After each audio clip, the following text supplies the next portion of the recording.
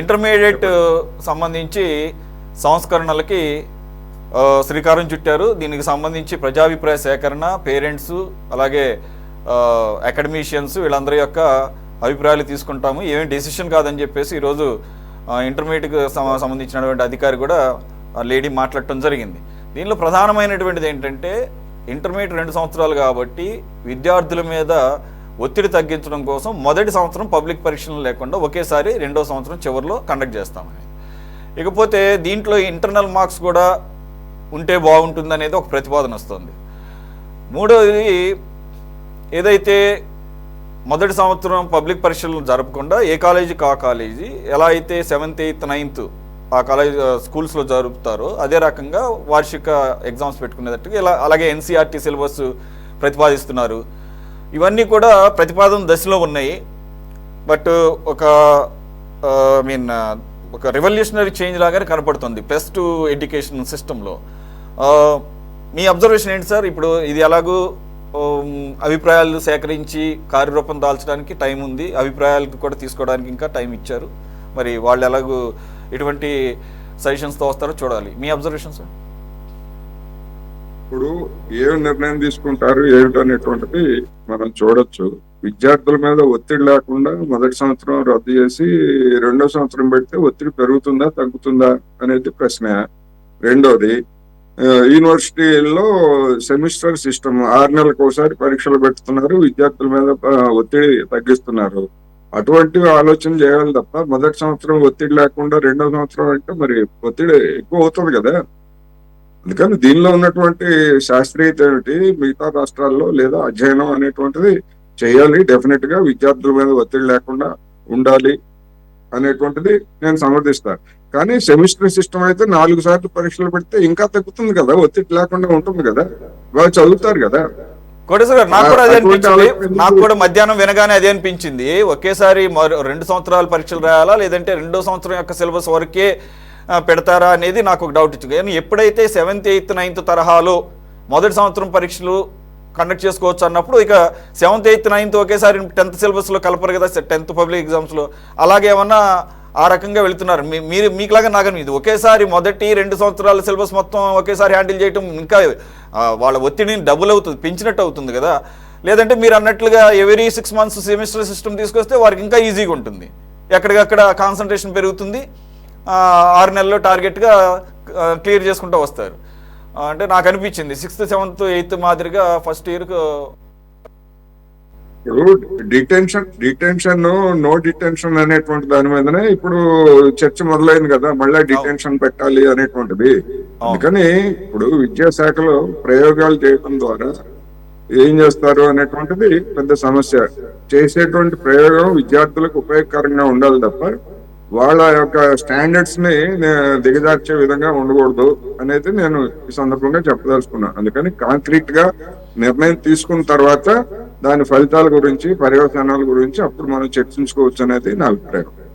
కానీ 2 సంవత్సరాలు ఒకేసారి పెడితే మాత్రం డెఫినెట్ గా విద్యార్థుల మీద మరింత భారం పెరుగుతుంది అనేది చెప్పదలుచుకున్నాను. ఓకే, రఫీ గారు. సార్, ఇప్పుడు ఈ ప్రతిపాదన ప్రాథమిక దశలో ఉంది.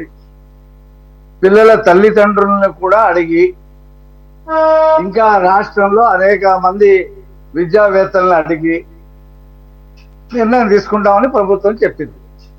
మరి ఏ రకమైనటువంటి తల్లిదండ్రులు ఏం చెప్తారో, విద్యావేత్తలు ఏం చెప్తారో, ఇతర రాష్ట్రాల్లో ఎలా ఉందో అన్ని అధ్యయనం చేసిన తర్వాత చేస్తారు.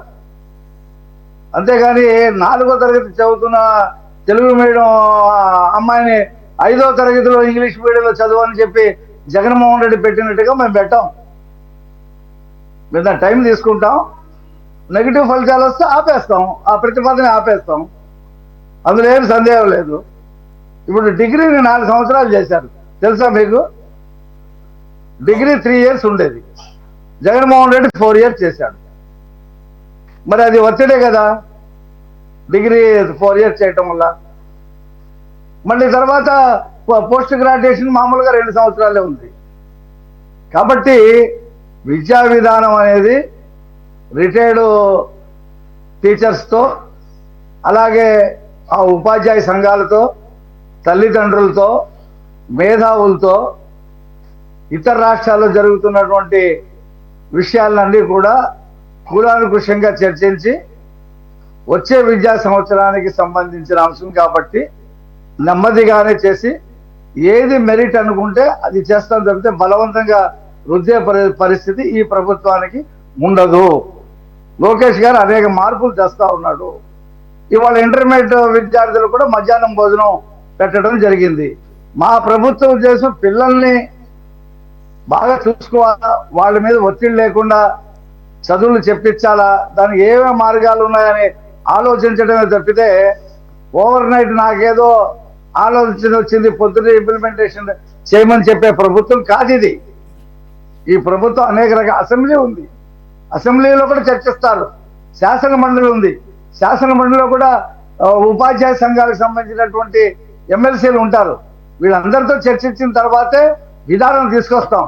ఓవర్ నైట్ జగన్మోహన్ రెడ్డి అనుకోవడం, పొద్దున్నే ఇంప్లిమెంటేషన్ చేయడం లాంటి పద్ధతి ఈ ప్రభుత్వంలో ఉండదు. అది సురేష్ గారు, అది గమనించండి. కాబట్టి ఆ రకంగా ముందుకెళ్తాం. ఓకే రఫీ బాజీ గారు, ఈ సిలబస్లో కూడా మార్పులు చేయాలి. 10-12 సంవత్సరాలుగా సిలబస్లో ఎటువంటి మార్పులు చేయలేదు. అలాగే ఎన్సీఆర్టీ పాఠ్య పుస్తకాలని యథాతథంగా సిలబస్లో పెట్టాలని చెప్పేసి కూడా ఒక ప్రతిపాదన ఉంది. అలాగే ఈ రకమైనటువంటి మొదటి సంవత్సరం రద్దు చేయటం, మీ అబ్జర్వేషన్ ఏంటి సార్? ఇది విద్యార్థుల మీద ఖచ్చితంగా ఒత్తిడి పెరిగే అంశే కానీ ఒత్తిడి పోయే అంశం తగ్గే అంశం కాదండి. కారణం ఏంటంటే మొదటి సంవత్సరం పరీక్షలు రద్దు చేసేది కంపల్షన్ కాదని ఈ పాఠ్యాంశాల్లో ఉన్న అంశాలను కూడా రెండో సంవత్సరం ఎగ్జామినేషన్స్ లో పెట్టడం వల్ల ఈ 2 సంవత్సరాల యొక్క సబ్జెక్ట్ అంతా కూడా మళ్ళీ పిల్లలు చదువుకోవాలి. మళ్ళీ అంతా లోడ్ ఎక్కువ అయిపోతుంది పిల్లల మీద, దాని మీద టెన్షన్స్ ఎక్కువ అవుతాయి. ఖచ్చితంగా ఒత్తిడి పెరుగుతుంది.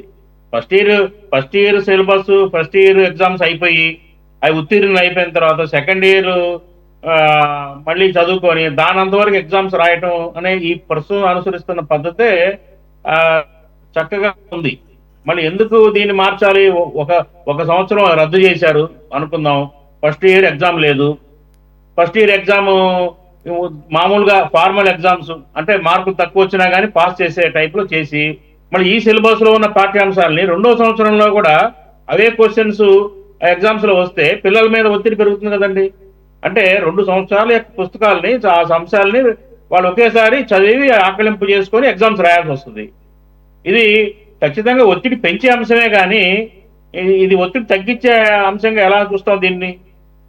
నాకు అర్థమైంది అది.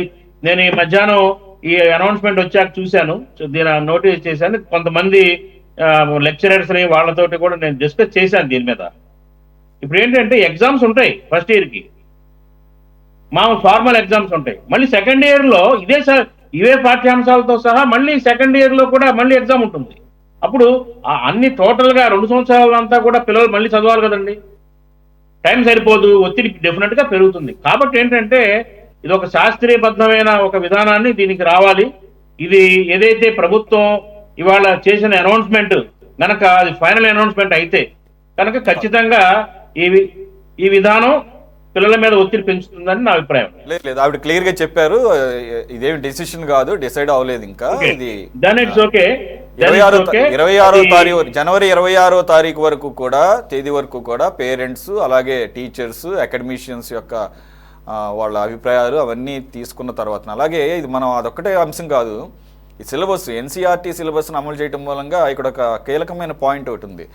NEET JEE joint entrance examination అలాగే నీట్ మెడికల్కి సంబంధించి ఈ రెండింటికి, ఎందుకంటే సిలబస్ నేషనల్ లెవెల్లో జరుగుతున్నటువంటి సిలబస్ మీద జరిగే ఎగ్జామ్స్ కాబట్టి మనం అందమేమో స్టేట్ సిలబస్ అది కూడా రివైజ్ చేయకుండా 10-12 సంవత్సరాల నుంచి అలాగే ఉన్నాం కాబట్టి ఎన్సీఆర్టీ నేషనల్ సిలబస్ కనుక ఇంప్లిమెంట్ చేస్తే రెలవెంట్గా ఉంటుంది, పిల్లలకి ఈజీ అవుతుంది ఆ ఎగ్జామ్స్ ఫేస్ చేయడానికి.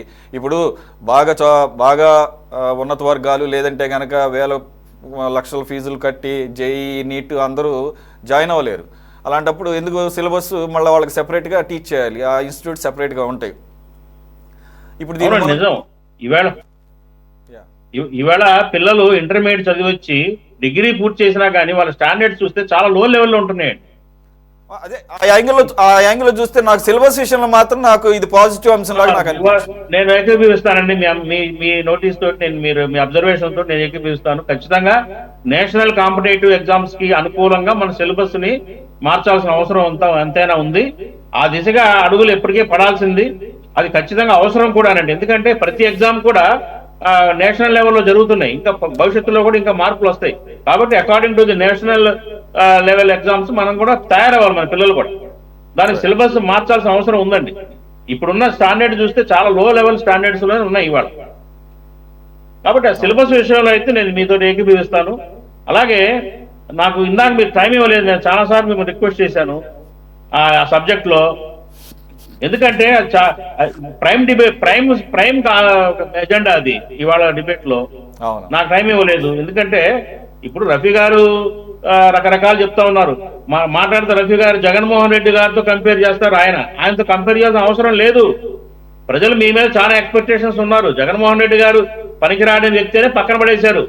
మీరు ఆయన గురించి రఫీ గారు పదే జగన్మోహన్ రెడ్డి గారు చేయలేదు అని చెప్పక్కర్లా. మిమ్మల్ని చేయమని అడుగుతున్నాం. మీ దగ్గర నుంచి మేము ఎక్కువ ఎక్స్పెక్ట్ చేస్తున్నాం. బీజేపీ మీద నమ్మకం లేదు. కారణం ఏంటంటే అమరావతికి ఫౌండేషన్ స్టోన్ వేసి 10 ఏళ్ల వరకు ఏం చేయలా. అట్లాగే పోలవరం కూడా 10 ఏళ్ల వరకు ఏం జరగలా. అదేమంటే రాష్ట్రాలు అడగలేదు కదా అంటారు. అడగక్కర్లా, వాళ్ళ బాధ్యత. సో అందుకని ఇవాళ కూడా మోడీ గారు వచ్చారు, వెళ్ళారు, ఫౌండేషన్ స్టోన్స్ వేశారు. నమ్మకం లేదు ప్రజలకి. మళ్ళీ ఇలాగే రాళ్ళు అలాగే మట్టిలో కలిసిపోతాయని అనుమానం. ఆ అనుమానాలను నివృత్తి చేయమంటున్నాం. దానికి ఎగ్జాంపుల్ ఏంటంటే స్టీల్ ఫ్యాక్టరీ విషయంలోనే ఒక ఎగ్జాంపుల్. స్టీల్ ఫ్యాక్టరీ విషయంలో కరెక్ట్ గా రాలేదండి. రఫీ గారు ఇందాక చెప్పారు, కానీ నేను కన్విన్స్ కాలా. దాంతో కన్విన్స్ ఎవరు దానికి. స్టీల్ ఫ్యాక్టరీ విషయంలో అది ఖచ్చితంగా ప్రైవేట్ పరం చేసే ఆలోచనలోనే ఉంది ఇప్పటికీ కూడా. కాబట్టి ఇది క్లారిటీ రావాలి. చూద్దాం, మన కొద్ది రోజుల్లో తెలుస్తుంది. తేటతెల్లం అయిపోతుంది అంతా కూడా. కాబట్టి ఏంటంటే మోడీ గారు వచ్చారు, వెళ్ళారు, ఏమీ జరగలేదు. ప్రజల యొక్క ఆశలు అలాగే ఉన్నాయి, ఆకాంక్షలు అలాగే ఉన్నాయి. నిరుత్సాహంతో డిసప్పాయింట్ అయ్యి ఉన్నారు ప్రజలు, రాష్ట్ర ప్రజలు. శంకుస్థాపనలకే పరిమితమైంది వాళ్ళ మోడీ గారి టూరు. ఏమి ఆశించినంత ప్రకటనలు ఏమి లేవు. ఇప్పుడు పోలవరం వాళ్ళ బాధ్యత, కేంద్రం బాధ్యత పోలవరంది. రాజధానికి కూడా డబ్బులు ఇవ్వాలి వాళ్ళు, అంతేగా. అట్లాగే బుందేల్ఖండ్ తరహా ప్యాకేజీ ఇస్తామన్నారు వెనకబడిన ప్రాంతాలకి. పోనీ స్పెషల్ స్టేటస్లు ఇవ్వలేదు, వదిలేయండి. బుందేల్ఖండ్ తరహా ప్యాకేజీలకు ఏమైపోయినాయి అయ్యన్నో చెప్పాలి కదా. పోనీ ఇవన్నీ డిసప్పాయింట్మెంట్స్. అది మేము దీన్ని ఏంటంటే ఖండిస్తా ఉన్నాం. మోడీ గారి పర్యటన కేవలం ఏంటంటే ఏదో వచ్చి ఆయన వస్తున్నాడు కాబట్టి 10 ప్రోగ్రాంలు పెట్టారు, 10 రాళ్ళు వేశారండి. అంతకంటే మేము దీని మీద పెద్ద ఎక్స్పెక్టేషన్స్ లేవు కాంగ్రెస్ పార్టీ నుంచి. మా అభిప్రాయం అది. Right, okay. భాస్కర్ గారు, మళ్ళీ ఆ అంశం జోరికి వెళ్ళొద్దు మీరు. ఈ ఇంటర్మీడియట్ సిలబస్ గురించి మాట్లాడండి. ఎందుకంటే ఒకటి మేజర్గా రైల్వే జోన్ కూడా యాక్చువల్గా ముందే వచ్చేసింది. ఈరోజు కొత్తగా ఆల్రెడీ కూటమి గవర్నమెంట్ రైల్వే జోన్ అది ఇందాకే చెప్పారు కదా, అది వారికి విజ్ఞతకు వదిలేద్దాం. నేను సురేష్ గారు ఒక మాట, ఇంటర్మీడియట్ ఎగ్జామ్స్ ఎన్సీఆర్టీ సిలబస్ అంటున్నారు కదా, అది ఒక రకంగా మంచిది. ఎన్సీఆర్టీ సిలబస్ మీదనే నెక్స్ట్ వాళ్ళ ఫ్యూచర్ ఆధారపడి ఉంటుంది. అయితే సార్ బుక్ రీడింగ్ ఉండడం లేదు సార్ పిల్లలకి. మీరు కావాలంటే చూడండి, ఆబ్జెక్టివ్ టైప్లో వెళ్ళిపోతున్నారు. ఆబ్జెక్టివ్ టైప్లో వెళ్ళిపోతున్నారు. క్వశ్చన్ టు ద ఆన్సర్ అంటున్నారు. కానీ ఇంతకుముందు గతంలో మేము స్కూల్స్ చదువుకునేటప్పుడు, మీరు చదువుకునే పెట్టుకున్నా నాకు తెలియదు, కానీ మేము చదువుకునేటప్పుడు పుస్తకం టెక్స్ట్ బుక్ చదివించేవాళ్ళు స్టార్టింగ్ నుంచి చివరి వరకు. అప్పుడు ఎక్కడ దానికి ఈ క్వశ్చన్స్ ఉండేవి, ఒక 10 క్వశ్చన్స్ 8 క్వశ్చన్స్ ఉండేవి.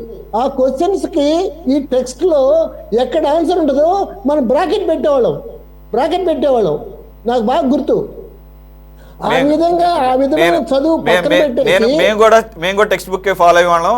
నాకు ఇంకా నాకైతే మరి కొన్ని అవలక్షణాలు కూడా ఉన్నాయి. నేను రేపు ఎగ్జామ్ అయినా కూడా ఈ రోజు మొదటి ఇంట్రడక్షన్ నుంచి స్టార్ట్ చేసేవాడిని. మా ఫ్రెండ్స్ అంతా తిట్టేవాళ్ళు, రేపు ఎగ్జామ్ అయితే నువ్వు టెక్స్ట్ బుక్ తీసి ఇప్పుడు ఇంట్రడక్షన్ నుంచి స్టార్ట్ చేస్తే ఇప్పుడు కావాలి. నేనేం చెప్తానంటే సురేష్ గారు, ఓకే ప్లీజ్ అవును, సురేష్ గారు ఏం చెప్తారంటే పిల్లలకి మీరు ఒక చిన్న విషయం సార్ ప్లీజ్ ఆపండి సార్. ప్రతి పాఠ్యాంశాన్ని అదనపు చేసుకోవడం పోయింది. we do agree with you completely. Text book reading మించింది లేదు యాక్చువల్ గా ఫ్రమ్ టాప్ టు ప్రారంభమైంది సార్. అందుకని ఎవరు పిల్లలు పాఠాలు చదవట్లా, అవునవును ఆ పాఠంలో ఉండేటువంటి సారాన్ని గ్రహించట్లా. అవునవును, ఈవెన్ టీచర్స్ టీచింగ్ మెథడాలజీ కూడా మారిపోయింది గైడ్ సిస్టమ్స్ వచ్చేసిన తర్వాత. సార్ ఇప్పుడు మనకి ఐఐటి సీట్ తెచ్చుకొని పిల్లలు కాలేజీలో చేరతారు కదా, బయట ఖరగ్పూర్ చెన్నై చేరతారు కదా. ఫస్ట్ ఇయర్లోనే వాళ్ళు దాన్ని తట్టుకోలేక వెనక్కి వచ్చేస్తున్నారు. ఎందుకంటే అంత స్టఫ్ లేదు. చాలా ఎగ్జాంపుల్స్ ఉన్నాయి సార్. వెనక్కి వస్తే మంచిదే, పర్లేదు. కొంతమంది లైఫ్ థ్రెటనింగ్ లైఫ్ ఎండ్ చేసుకుంటున్నారు. నేను చెప్పబోతున్నా, ఆ ఆయన సూసైడ్ చేసుకుంటున్నారు, ప్రిసైజ్ ఫీల్ అయ్యి సూసైడ్ చేసుకుంటారు. పేరెంట్స్ ఏమనుకుంటారో, తోటి విద్యార్థులు ఏమనుకుంటారో అని చెప్పి కొంతమంది సూసైడ్ చేసుకున్నారు, కొంతమంది వెనక్కి వచ్చేస్తున్నారు. ఇది కేవలం దేనివల్ల అంటే సురేష్ గారు నా అబ్జర్వేషను, బుక్ రీడింగ్ లేనందువల్లనే. ఇది ఖచ్చితము. బుక్ రీడింగ్ కావాలంటే వాడు ఐఐటి ఎగ్జామ్ కానీ ఏ ఎగ్జామ్ అయినా కూడా వాడు ప్రిపేర్ అయ్యి ఆన్సర్ చేయగలడు. దీని మీద దృష్టి పెట్టాలి ప్రభుత్వము ఒకటి. రెండోది first year second year junior sir, first year junior interview, second year senior interview, ఇది మనకి ఎప్పటి నుంచో ఉంది సార్. 2 సంవత్సరాలు చదివి ఒకేసారి ఎగ్జామ్ రాయాలంటే పిల్లోడి మీద ఒత్తిడి పడుతుందా? ఏ సంవత్సరానికి ఆ సంవత్సరం చదువుకొని ఎగ్జామ్ రాస్తే ఒత్తిడి పడుతుందా? అది కామన్గా ప్రతి ఒక్కళ్ళు గుడ్డోడిని అడిగినా చెప్తారు సార్. దారిలో పోయి ఏమి చదువుకోలేని వాళ్ళు అడిగినా కూడా ఆ మాట చెప్తారు. అయితే భాస్కర్ గారు దాని వెనక డీటెయిల్స్ ఇంకా తెలియవు. నాకు తెలిసి అంత ఈజీగా లోకేష్ గారు ఆ డిసిషన్ తీసుకుంటారు నేను అనుకోను. అఫ్ కోర్స్ ఆయన ఒక్కళ్ళే తీసుకున్నది కాదు అది. ఆయన సంప్రదించి అలాగే ఆ విద్యాశాఖ అధికారులు అందరితో కలిసి మాట్లాడు. నాకు తెలిసి నేను అనుకుంటాం కంప్లీట్ గా both intermediate first year and second year కలిపి ఒకేసారి ఎగ్జామ్స్ పెడతారు నేను అనుకోవడం లేదు. అది కొంత క్లారిటీ రావాల్సిన అవసరం ఉంది. ఓకే, నేనేమంటానండి సార్, మీరు 1 సంవత్సరం ప్రభుత్వం ఏ నిర్ణయం, బుక్ రీడింగ్ కాలేజెస్లో మస్ట్ అండ్ షుడ్గా చదివించే పరిస్థితి రావాలి. ఎందుకు చెప్తున్నాను సార్, ఇంటర్మీడియట్ పాస్ అయినాడు ఒక లెటర్ రాయలేడు సార్ ఇంగ్లీష్లో, తెలుగు లెటర్ రాయలేడు, ఇంగ్లీష్లో రాయలేడు. 100 తప్పులు ఉంటాయి ఒక లెటర్. మీరు కాబట్టి చూడండి, మామూలు సాధారణమైన స్టూడెంట్ని చూడండి, ఇంటర్మీడియట్ పాస్ అయ్యి ఇంజనీరింగ్ పాస్ అయినాడు స్టూడెంట్ కూడా. ఫర్ యూనివర్సిటీ చెప్తున్నాను మీకు, ఇంజనీరింగ్ ఇప్పుడు మా పిల్లలు ఉన్నారు సార్, తెలుగులో లెటర్ రాయమంటే రాయలేరు. నాకు 2 సన్స్, 2 ఇంజనీరింగ్ ఉద్యోగాలు చేస్తున్నారు. ఇదేంద్రా ఏం చదువుకున్నారా మీరు అని అడుగుతాను నేను. తెలుగులో రాయలేరు అసలు. ఇప్పుడు ఇంగ్లీష్లో రాసినా కూడా నేను కానీ చూస్తే చాలా తప్పులు ఉంటున్నాయి. అంటే మళ్ళీ వాళ్ళు ఇంజనీరింగ్ ఉద్యోగాలు చేస్తున్నారు. ఏంటిది? ఎక్కడ తప్పు ఉంది? ఎక్కడ కరెక్ట్ చేయాలా? ఇక్కడ ఇది పబ్లిక్ లో, ఇది సురేష్ గారు, ఇది ఇప్పుడు డిబేట్ లో ఉండే వాళ్ళందరికీ కూడా తెలిసిన విషయమే. నేనే ప్రత్యేకంగా చెప్పే విషయం కాదు. ఎగ్జామ్స్ సరిగ్గా ప్రిపేర్ కావట్లేదు. కారణం ఏంటంటే వాళ్ళు బుక్ రీడింగ్ లేదు. రెండోది, ఇంటర్మీడియట్ పాస్ అయ్యి ఇంజనీరింగ్ పాస్ అయినా కూడా లెటర్లో డిక్టేట్ చేస్తే ఆ లెటర్లో 100 తప్పులు ఉంటున్నాయి. అది వేరే సబ్జెక్ట్ లేదు సార్. ఇప్పుడు ప్రస్తుతానికి అయితే కాదని చెప్పడం అంటే మీరు ఇంటర్మీడియట్ సబ్జెక్ట్ ఎత్తారు కాబట్టి నా మనసుకు వచ్చిన అభిప్రాయం మీకు చెప్పారు. అదేవిధంగా ఐఐటికి పోయిన పిల్లలు అక్కడ సక్సెస్ కాక ఫస్ట్ ఇయర్ లో వచ్చేస్తున్నారు. వాటిని అడ్రస్ చేయడానికి నేను అనుకుంటాం, వాటిని అడ్రస్ చేయడానికి ఈ సిలబస్ ఇష్యూని అడ్రస్ చేయడం గురించే ఈ రకమైనటువంటి సంస్కరణలు దిశగా వెళుతుంది. వీటిలో కొన్ని పాజిటివ్స్ ఉన్నాయి, కొన్ని కాదు, చాలా వరకు పాజిటివ్స్ ఉన్నాయి, 1 or 2 కన్సర్న్స్ ఉన్నాయి. Let us see, I mean it's not decided yet. ఇదంతా కూడా ప్రపోజల్ స్టేజ్లో ఉంది. January 26th వరకు అనేక వర్గాల నుంచి, టీచర్స్ దగ్గర నుంచి, పేరెంట్స్ దగ్గర నుంచి, అకాడమిషియన్స్ దగ్గర నుంచి కూడా సలహాలు సంప్రదింపులు జరుగుతాయి. వారి యొక్క ఇన్పుట్స్ తీసుకుని అప్పుడు ప్రభుత్వం ఒక నిర్ణయానికి వస్తుంది, ఎక్కడెక్కడ మార్పులు చేయాలి, ఎంతవరకు చేయాలనేది. ఇది వాటి debate. Thanks for joining Bhaskar గారు, కోటేశ్వర గారు, బాజీ గారు అండ్ రఫీ గారు. ఇది వాటి టాప్ డిబేట్. మరో అంశం మళ్ళీ కలుద్దాం. Stay tune to City 24/7.